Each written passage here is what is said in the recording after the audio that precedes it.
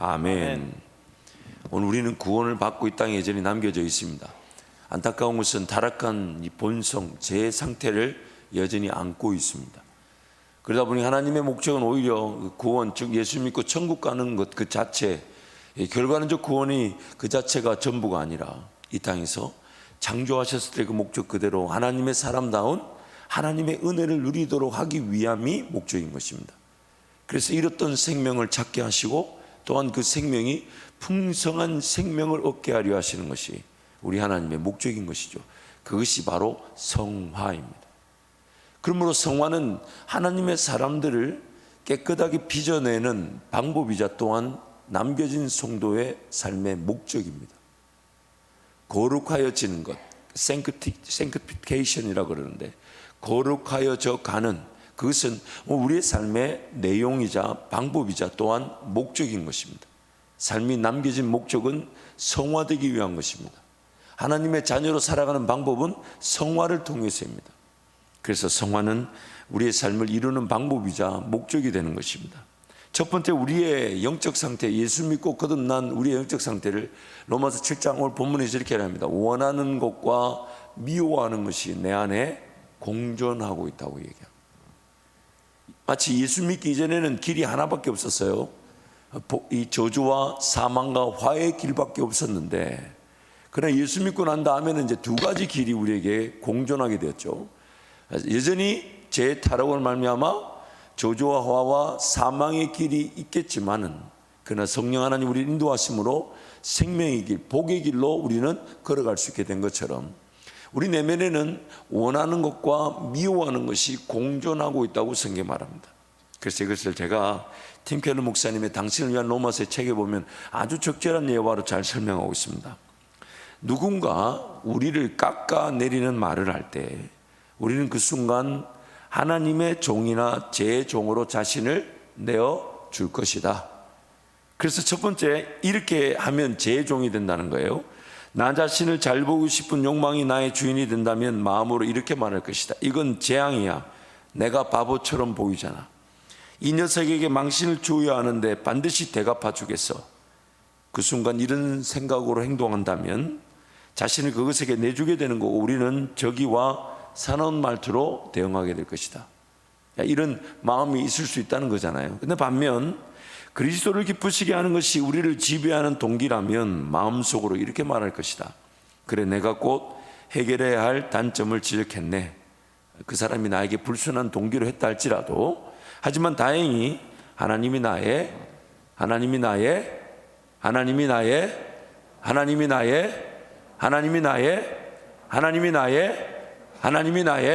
이럴 때 목사님도 한번 좀 따라해 주면 좋지 않아요? 자, 하나님이 나의 재판관이시잖아요. 하나님이 나의 재판관이시잖아요. 하나님이 나의 재판관이시잖아요. 그리스도 예수 안에서 나를 용납하셨는데 뭘 이라고 할 수 있다. 이런 생각을 행동으로 옮기면 나에게 책임이 있는 것에 대해서는 진심으로 하나님께 회개할 것이고, 단점을 지적한 사람에게도 부드럽게 대답할 수 있을 것이다. 우리 안에 이 두 가지, 진정으로 내가 원하는 것과 내가 미워하는 것, 이 두 가지 공존하는데, 우리 타락의 상태로 말미암아 진정으로 내가 원해야 되는 것, 즉 성령 하나님이 나에게 말씀하시는 것은 좀 희미하고요, 늘 불확실한 것처럼 느껴지고 늘 긴 것 같고 아닌 것 같고 그래요.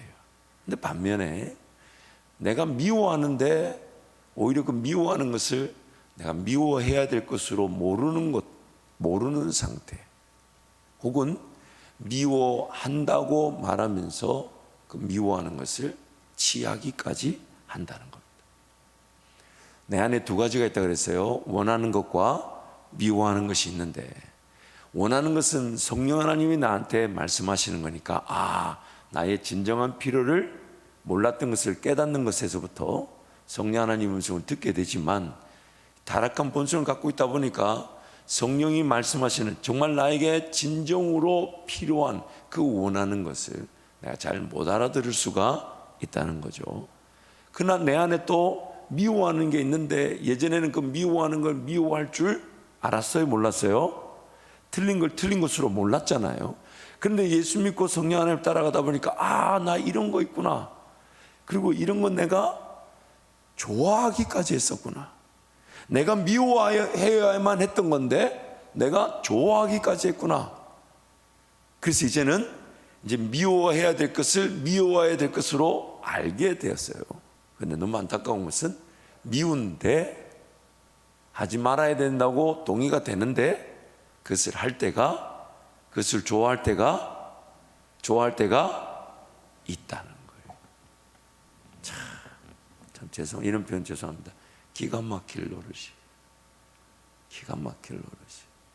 그래서 내용을 좀 소개하면요, 성령 하나님의 내주하심으로 우리는 진정으로 원해야 하는 것을 알게 되었습니다. 진정으로 원해야 되는 거 우리는 몰랐어요. 근데 이제 성령 하나님을 통해서 알게 되었습니다.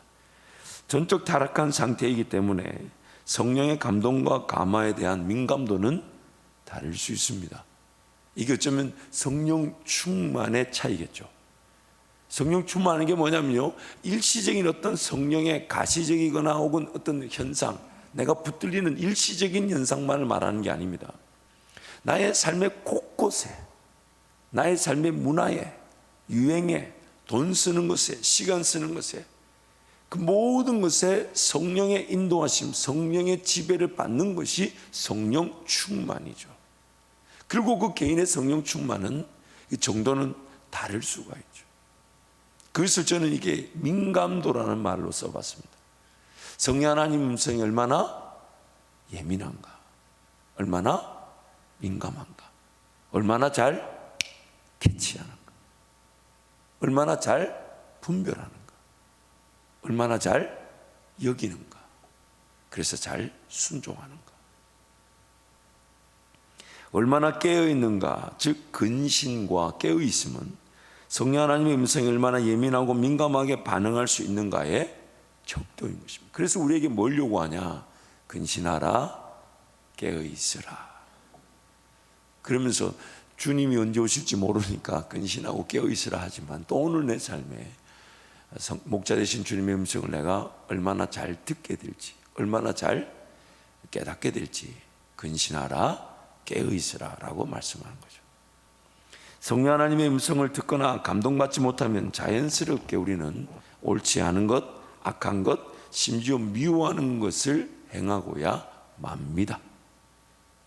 성령 하나님 그분의 인도하시 아니 우리는 죄와 사망의 법을 벗어날 방법이 없으니까 성령 하나님 음성을 듣지 못하면 옳지 않은 것, 악한 것, 미워하는 것 알면서도 우리는 행하고야 맙니다. 반드시 행하고야 맙니다. 피할 수 없는 죄인입니다. 왜냐하면 모든 사람은 죄 아래 팔려서 원하지 않는 것을 기어이 행하고야 마는 죄의 종이기 때문입니다. 죄의 종이기 때문입니다. 그리고 이러한 죄인들의 상태와 문제점을 율법이 고발하고 드러내듯 책망하는 것입니다. 율법이 아니면 그 죄가 죄인 줄도 모르고 살 것이나 하나님께서 그것을 내버려 두지 않으시고 진단하시고 꾸짖고 고발하고 책망하게 하셔서 하나님 은혜를 구하게 만드는 것이죠. 자, 이러한 내적 갈등이 바로 성화의 과정으로서 갈등 속 성장의 은혜를 통해 성화되는 것입니다. 이런 갈등이 없는 사람은 없습니다. 이 사도 바울의 지금 이 고백이잖아요. 내 속에 원하는 것과 미워하는 것이 공존하고 있다. 이건 지금 사도 바울이 로마서를 기록하면서 자신의 내면을 들여다보며 지금 고백한 것입니다. 우리 모두의 고백입니다. 이런 갈등이 있습니다. 그러나 그 갈등 속에서 기어이 우리는 무엇을 택하냐? 주님, 나는 가치가 없는 죽은 존재입니다. 나는 죽었습니다. 나는 아무것도 아닙니다. 난 아무것도 할 수가 없습니다. 그것을 택하게 될 때 그제서야 우리는 성령의 되살려 주시는 은혜를 누리게 되는 것입니다. 그래서 이렇게 표현도 하잖아요. 6장에서 반드시 우리는 죄에게 내어 주어야 되나 그러나 하나님은 다시 우리를 살려주시는 것이죠.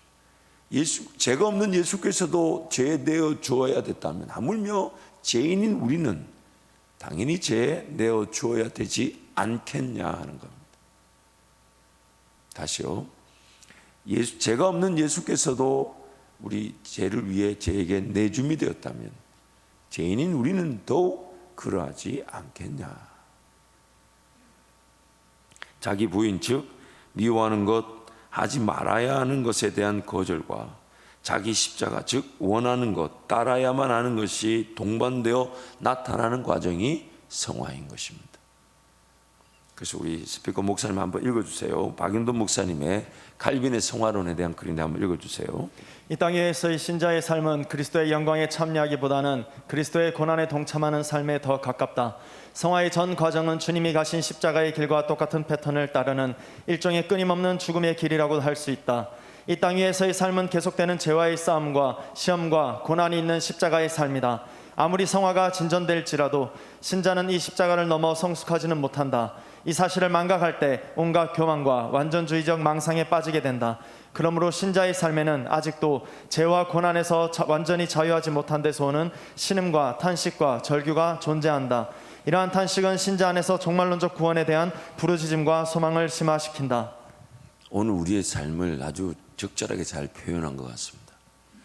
우리의 삶에 어쩌면 궁극적으로 지향해야 될 자세, 혹은 이렇게 표현하면 어떨까요? 우리가 오히려 추구하고 누릴 수 있는 자세는 어떤 부활의 영광에서 기쁨도 있을 것입니다만 그게 어떤 결과적 열매로 나타나는 것이지, 오늘 우리가 취할 수 있는 자세는 철저하게 자기 부인과 자기 십자가의 자리에서 주님도 바라보는데, 나중에 이렇게 신앙이 성숙되어 가는 걸 보면 그 자기 부인과 자기 십자가를 지는 그 자체가 행복한 자로 변화되어져 가더라는 것이. 이렇게 표현하잖아요. 아무것도 없어도 난 여호와로 인하여 즐거워합니다. 우리 신앙의 궁극적인 그 위치가 어디까지 가냐면요, 뭘 다 가지게 되고 그래서 그것을 잘 관리하고 그것을 이렇게 베풀고 나누고 섬기는, 물론 그런 일이 없지 않습니다. 있습니다. 근데 성경이 말하는 진정한 하나님의 자녀로서의 그 권리와 특권은 예수 그리스도와 함께 고난에 동참하는 것입니다. 물론 부활의 영광이 없지 않습니다. 있습니다. 근데 그 열매가 어떻게 맺혀질지, 언제 맺혀질지는 우리가 모릅니다. 그러면 오늘 나에게 주어지는 신앙의 즐거움과 기쁨은 자기 부인과 자기 십자가를 지는 그 자체가 행복이 되는 삶.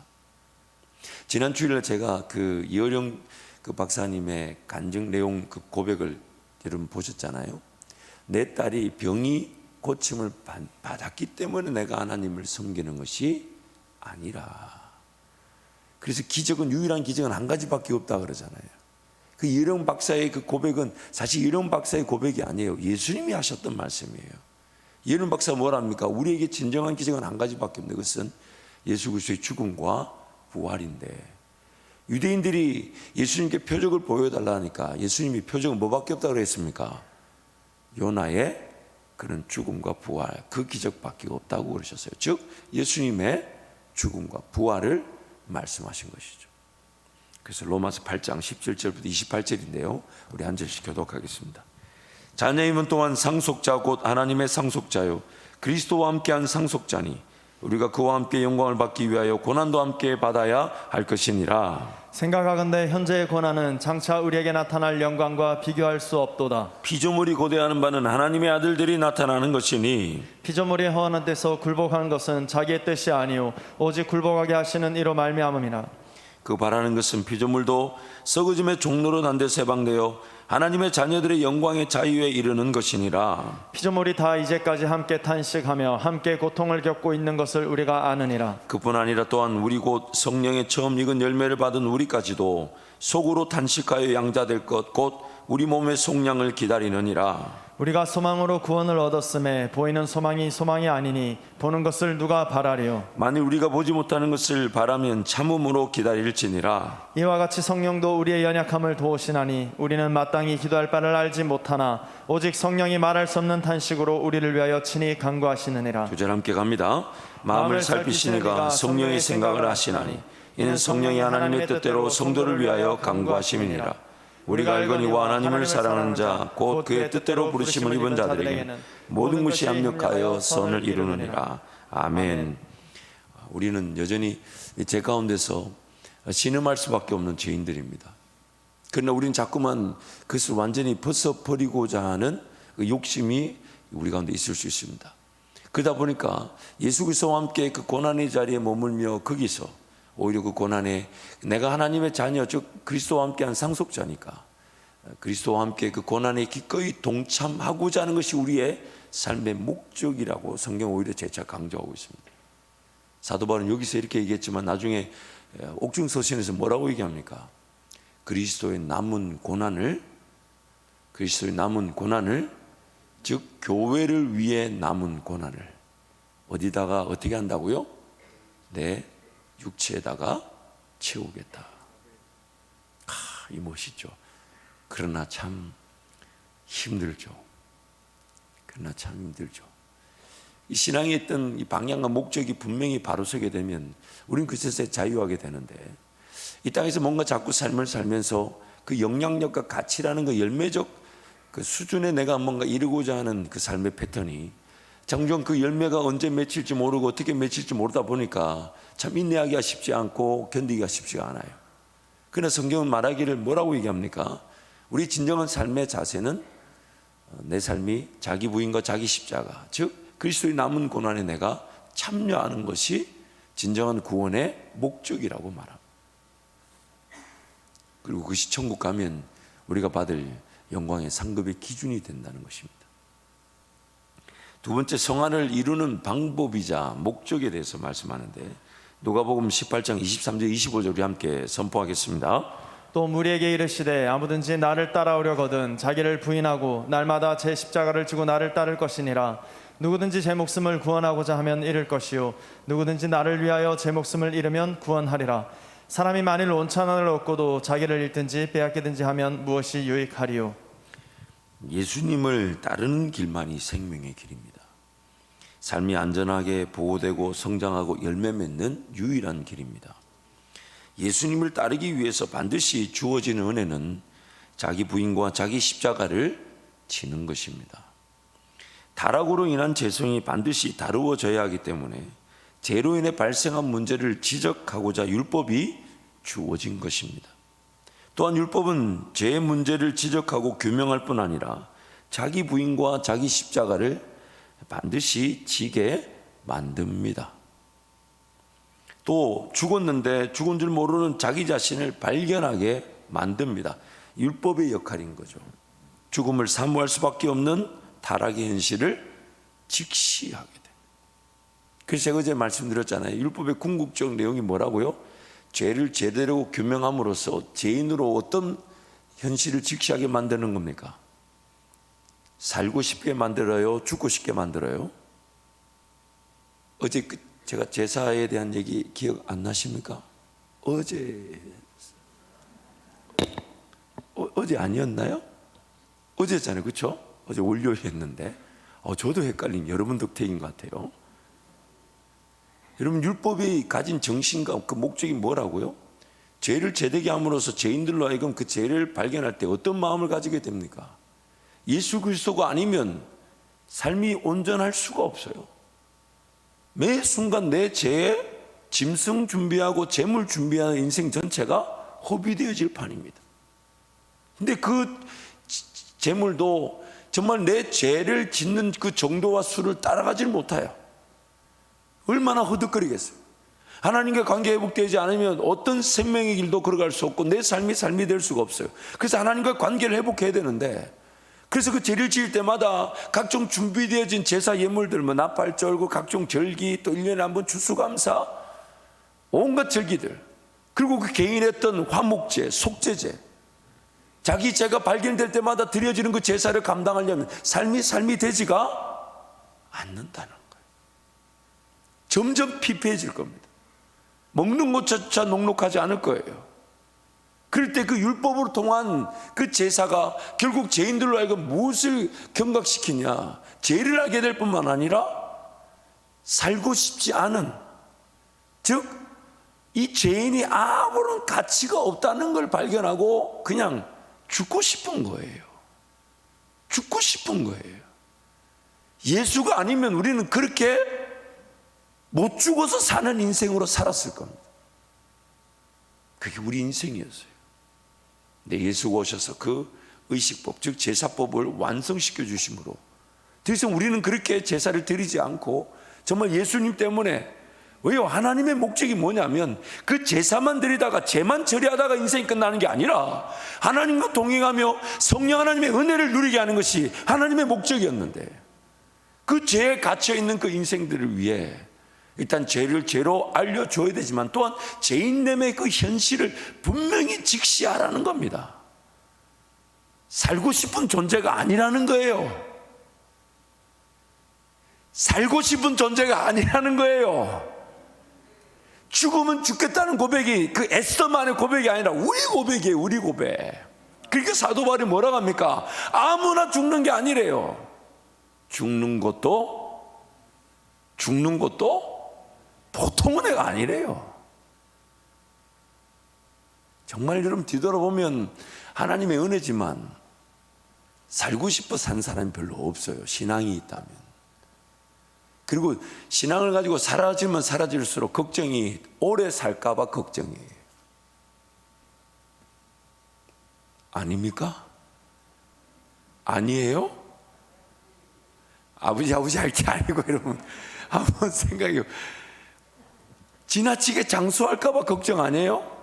물론 언제까지 살지는 모르지만 건강하게 살아야 됩니다만, 지나치게 또 건강을 추구했다가 괜히 사명과 관계없이 오래 살기만 하면 그것도 불편한 일 아닙니까? 아니, 더 불편하죠. 그렇기 때문에 오늘 우리는 그 하나님의 은혜를 분명히 제대로 파악하며 우리 현실을 제대로 파악해요. 어디에서 내 하나님의 은혜가 나를 기다리고 있을까? 여전히 기승을 부리고 있는 죄성에 대해 철저하게 겸손히 엎드려야 합니다. 자기 십자가를 져야만 하는 것입니다. 성령 하나님께서 자기 부인과 죽음 그리고 자기 십자가를 지는 은혜를 주시기도 하지만 또한 목자 되신 예수님을 따르도록 하시면서 자기 부인과 자기 십자가를 지는 은혜가 누려지도록 하십니다.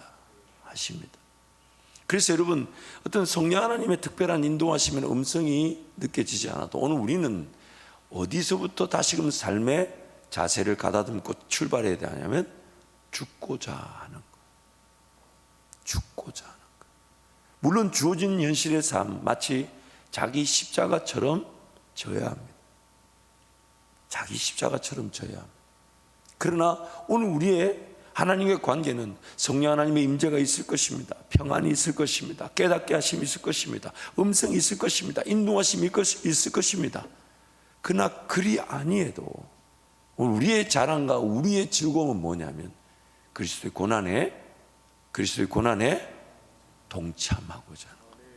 왜냐하면 거기서부터 부활의 은혜가 시작될 것이기 때문에. 그래서 오늘 할 수만 있다면 어떻게 하면 난 내 죽음을 한번 연습해 볼까? 근데 그 죽음이 단순히 호흡을 멈췄다가 쉬고 이게 죽음이 아니고, 유머도 유머로 여기지도 않고 참 목사가 쉽지가 않아요, 여러분. 이게 죽음이 아니고 어떤 내가 이런 오락과 문화는 안 해도 되지 않을까, 그런 욕심을 죽이는 거죠. 예를 들면 한번 쉽게 예를 들어볼게요. 장을 볼 때 툭 살려고 하다가 예전 같으면 샀을 것인데 가만 이걸 가지고 선교지에 그 어려운 가정들에게 쌀이라도 한번 사주면 어떨까?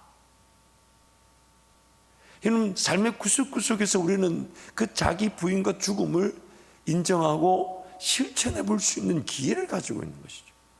근데 그 삶이 내 죽음과 내 부인, 자기 십자가를 지고 현재의 삶을 회피하려고 하지 않고 현재의 삶을 도망가려고 하지 않고 그 삶에서 자기 부인과 죽음을 실천해 보고자 한다면 부활의 은혜가 혹은 영광의 은혜가 어떤 열매로 어떻게 맺힐지 사실 그게 중요하지 않아요.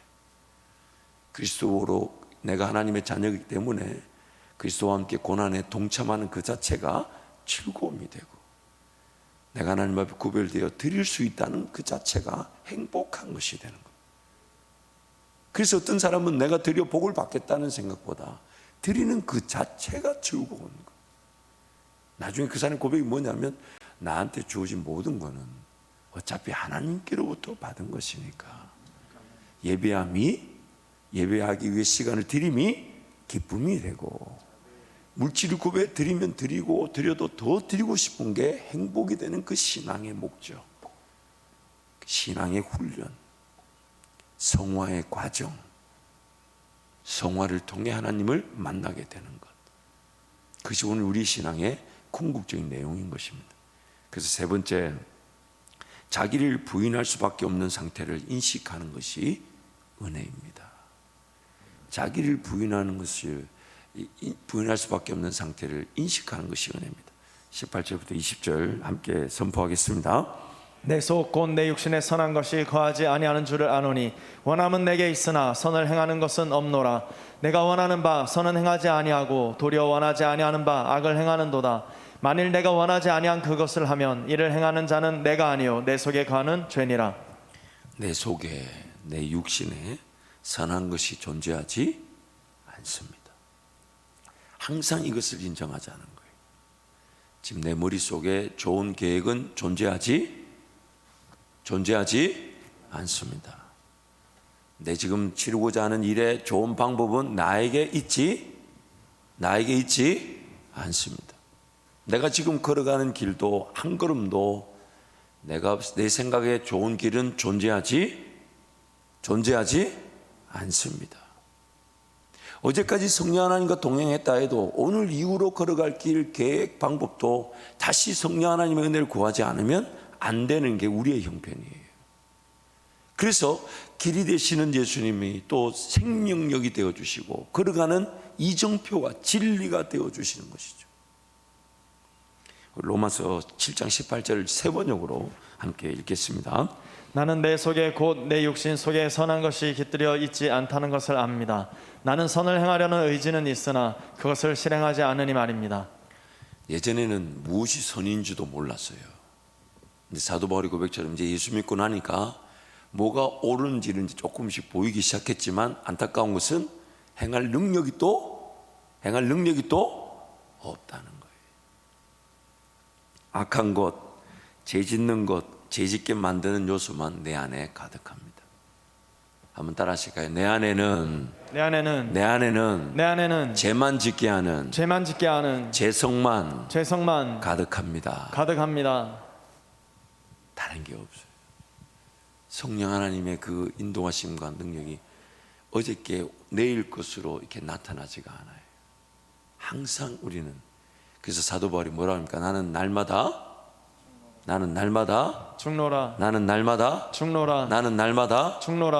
그래서 우리는 이 새벽에 죽음을 확인하러 온 것입니다. 그러나 감사한 것은 내버려 두었으면 내가 살려고 잠을 자고 말았을 텐데, 내가 그렇게 살아야 무슨 의미가 있겠나 해서 내 잠을 자려는 욕심을 죽이고 이 새벽을 깨웠으니, 주님 오시는 그날까지 제가 확신하건대, 확신한 표현은 좀 죄송하고, 저희 그 99%의 믿음에 따르면 주님은 새벽에 오실 것입니다. 99%라 그랬어요. 99%. 제 의견에 따르면, 왜냐하면 주님 항상 깨어 있으라 그랬으니까, 우리의 시간표로 보다면 물론 천사가 감옥에서 자고 있는 베드로의 옆구리를 차서 깨워서 데리고 나갔기 때문에 자고 있는 우리 깨워서 주님이 천국으로 데려가실 거라 저는 확신합니다만은, 제 개인적인 의견입니다. 아무도 인정해 주지 않지만 주님 오시는 때와 장소는 제가 감히 알 수 없으나 시간대를 예측해 본다면 새벽일 것이라고 이 연사 거의 99% 믿고 있습니다. 왜냐하면 그 마음으로 새벽을 깨우는 동기부여도 괜찮지 않을까요? 그렇죠? 새벽에 일나 보는데 누구는 휴거 돼가지고 주님께 가 있는데 나만 덩그러니 남아있어. 이상하잖아요. 그런 두려움으로 새벽을 깨우는 것도 여러분 좋지 않을까요? 그러나 여러분 어디 나와서 절대로 우리 목사가 새벽에 예수님 오신다, 그날부로 한밭제일교는 이단이 되어버립니다. 목사의 개인적인 적용에 의견해 볼 때 우리 주님은 새벽에 오시지 않겠나, 제 생각입니다. 다시 문해야 돼. 우리 목사가 새벽에 예수님 오신다 하면 된다, 안 된다? 안 됩니다. 제 생각에 새벽에 오실 확률이 좀 높을 것 같다는 것이죠. 성령 하나님과 동행함에 대한 제 방해는 성령께서 원하는 것을 안다는 이유로 자기 스스로 성령께서 원하시는 것을 행하고 이루도록 부추겼습니다.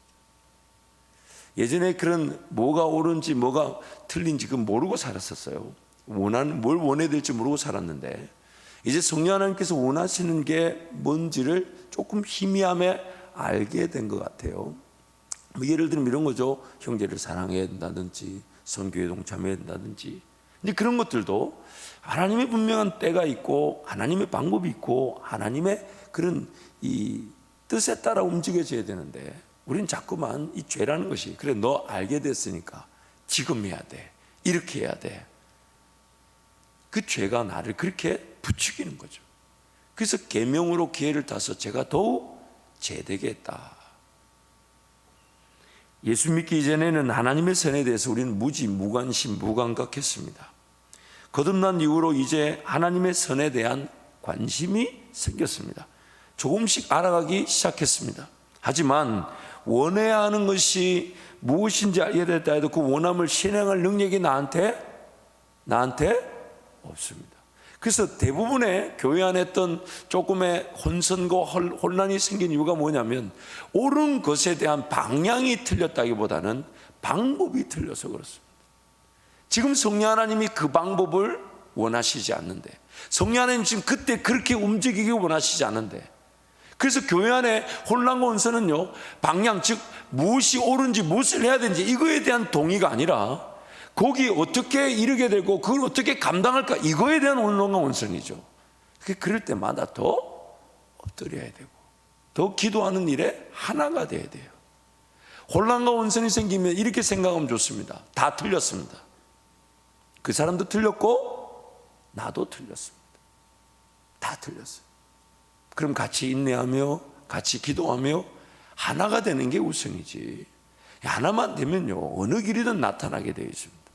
그래서 어떤 결정을 할 때는 하나가 되는 방향으로 결정을 하는 것이지, 물론 긴장감이 있을 수 있지만 하나가 되는 방향으로 결정을 해서 그 방향에 함께 걸어가기로 작정만 하면 그 방법은 반드시 나타나게 되어 있어요. 왜냐하면 이 하나가 되지 않으면 어떤 방법이 나타나도 결국 일을 이루고 나서 공동체가 깨져버리면 무슨 영광이 되겠습니까? 그렇기 때문에 대부분의 혼란과 혼선이 있는 경우는 방향의 문제라기보다는 방법의 문제입니다. 그럴 때마다 뭔가 결정을 유보하고 아니면 하나가 되는 쪽으로 결정을 하고 함께 인내하고 기도해야 될 때가 되는 것이죠. 그래서 로마서 7장 11절 말씀 우리 함께 선포하겠습니다. 제가 기회를 타서 계명으로 말미암아 나를 속이고 그것으로 나를 죽였는지라. 제가 그 계명을 통하여 틈을 타서 나를 속이고 또 그 계명으로 나를 죽였습니다. 그래, 너 이제 뭘 좀 안다고 했지, 이제 좀 깨달았지, 그러면 한번 해봐. 제가 계명으로 기회를 타서 나를 죽이려는 것입니다. 그래서 죄인들은 자신들에 대한 죄의 지배에 대해서, 그리고 제가 율법으로 더욱 죄되게 하는 기회에 대해서 무관심, 무감각합니다. 그러므로 죄인들이 자기를 부인할 수밖에 없는 타락의 상태를 인식한다면 매 순간 자기 부인과 자기 십자가를 지고 주님을 기다리고 신뢰하게 될 것입니다.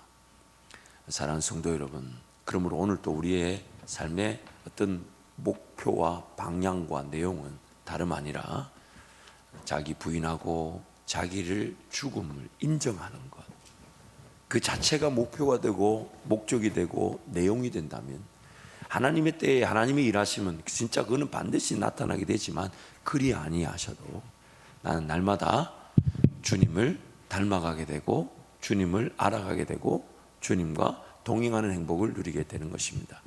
찬양하겠습니다.